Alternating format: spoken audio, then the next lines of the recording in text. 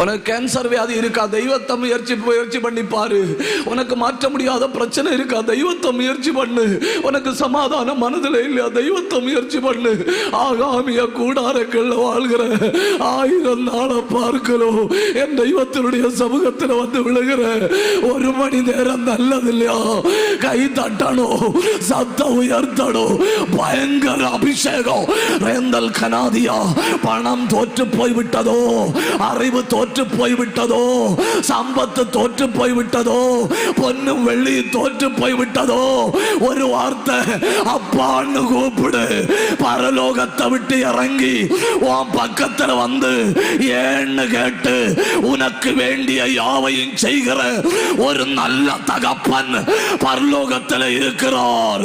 கூப்பிடு. கூப்பிடுகிற காக்கை குஞ்சு முதல் சமுத்திரத்தில் இருந்து கூப்பிடுகிற திமிங்கலம் வர அத்தனைக்கும் பதில் கொடுக்கிற ஆண்டவர். அவருடைய சுவாசத்தை சுமக்கிற ஒரு மனுஷன் கூப்பிட்டா, ஏன் கூப்பிடு.